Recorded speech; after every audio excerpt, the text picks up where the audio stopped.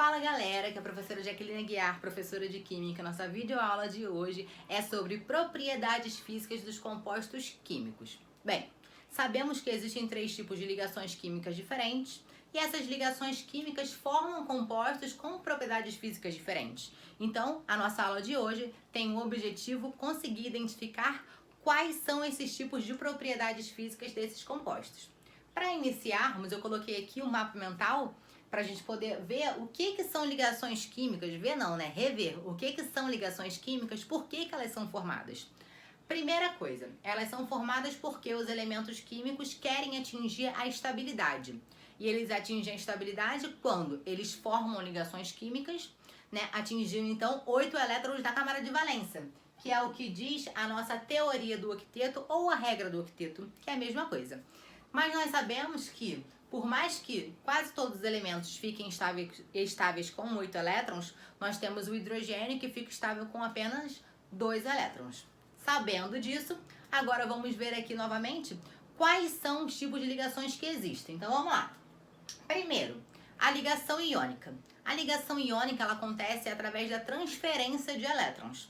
E a ligação iônica acontece sempre entre metal e ametal ou metal e hidrogênio. Então sempre tem alguém que doa o elétron e sempre tem alguém que recebe. Então, em geral, os metais doam o elétron e os ametais recebem elétron. E quando faz essa doação ou recebimento, eu tenho então a formação dos íons, né? Esse átomo que era neutro vai passar a ter carga positiva para os metais, que eu formo então o meu cátion, e negativa para os ametais, que recebem elétron e formam então os ânions. Nós temos também a ligação covalente, que ela acontece através do compartilhamento de elétrons entre ametais, né, ametal com ametal, hidrogênio com ametal ou entre átomos de hidrogênio. Então eles vão compartilhar elétrons de modo que ambos atinjam a estabilidade. Nós temos também a ligação metálica, que é a ligação entre átomos metálicos, né, entre átomos de metais, e eu tenho a formação do famoso mar de elétrons, que é o quê? Eu tenho os meus cátions metálicos e os elétrons conseguem circular livremente entre esses cátions metálicos. Então, conferindo, né, para os metais a capacidade de conduzir corrente elétrica e calor. Vendo esse resumo, agora sim nós vamos começar a ver quais são as propriedades físicas de cada um desses compostos formados.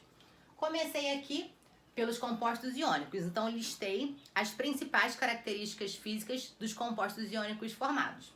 Primeira coisa, os átomos dispostos em uma estrutura chamada de retículo cristalino. Coloquei para vocês aqui uma figura que fica mais fácil de conseguir entender o que é esse retículo cristalino. Sabemos que a ligação iônica, que forma os compostos iônicos, ela acontece quando eu tenho um metal ligado a um ametal. Quando a gente olha aqui no retículo, né, essas bolinhas verdes, vamos supor que fossem os meus metais e a bolinha rosa como se fossem os meus ametais. Então, ó, a bolinha verde sempre vai estar ligada com a bolinha rosa em qualquer direcionamento, assim como a bolinha rosa sempre vai estar ligada a uma bolinha verde em qualquer direcionamento também. Isso significa que eu sempre vou ter um metal ligado a um ametal, qualquer que seja o direcionamento desse tipo de ligação que esteja acontecendo. Então, eu sempre vou ter um cátion, que é a minha parte positiva, associada, né, ligada a um ânion, que é a parte negativa. Então, quando a gente fala de ligações iônicas, eu nunca vou ter positivo ligado a positivo e nunca vou ter negativo ligado a negativo. Então, isso aqui é o nosso retículo cristalino. São sólidos em temperatura ambiente, apresentam elevada dureza, eles são resistentes, apresentam baixa tenacidade, possuem elevados pontos de fusão e ebulição. Quando eu falo sobre fusão e ebulição, eu estou falando sobre transformações físicas. Ponto de fusão é quando eu transformo de sólido para líquido.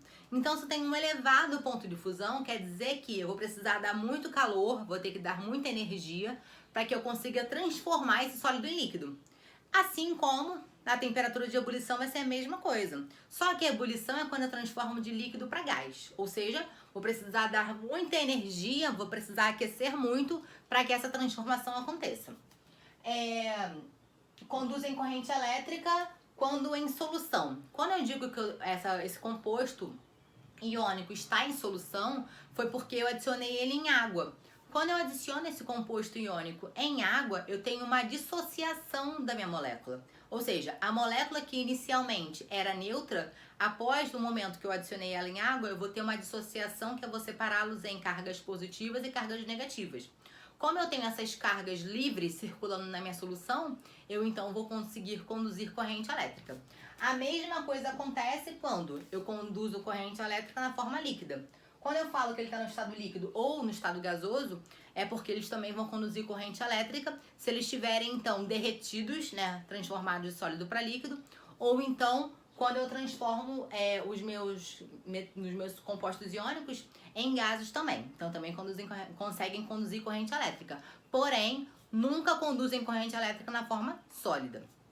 Vamos lá. Vamos ver agora os compostos que chamamos de moleculares. Toda vez que a gente fala de compostos moleculares, estamos falando de compostos que formam ligações covalentes. Porque a gente não fala compostos covalentes, tá? Compostos moleculares são aqueles formados através de ligações covalentes. Então vamos lá. Vamos ver também as principais propriedades físicas desses materiais. Então a primeira coisa que eu botei aqui, que são baixos pontos de fusão e ebulição quando comparados aos compostos iônicos. Porque os iônicos são muito elevados. Então esses aqui são sempre mais baixos, né? Vou ter sempre temperaturas de fusão e ebulição menores do que dos compostos iônicos.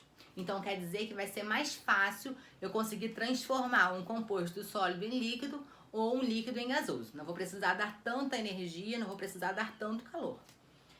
Apresentam baixa dureza, apresentam alta tenacidade quando comparados a um composto iônico, apresentam baixa capacidade de condução de corrente elétrica e de calor, né? Tanto que os compostos moleculares são o que nós chamamos de isolantes. Enquanto os iônicos a gente consegue conduzir corrente elétrica ou calor em algumas formas específicas, os compostos moleculares nós não vamos conduzir corrente. Por quê? Vamos supor que nós temos um composto molecular, adicionei ele em água.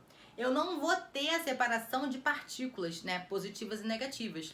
Se eu adicionar um composto molecular em solução, se eu adicionar ele em água, ele vai continuar com carga zero, neutra. Então, por esse motivo, não consegue conduzir corrente elétrica em nenhuma forma física, nem líquido, nem sólido e nem gasoso. Em temperatura ambiente, os compostos covalentes podem ser encontrados nos estados físicos sólido, líquido e gasoso. Então, isso significa que os iônicos nós podemos encontrar apenas na forma sólida os nossos compostos. Aqui já tem uma variedade. Nós temos tanto compostos moleculares que podem ser sólidos, líquidos ou gases na temperatura ambiente. Bem, esse daqui foram os compostos moleculares. Vamos lá para ver o nosso último, que são os compostos metálicos. Citei aqui também as principais características desses compostos.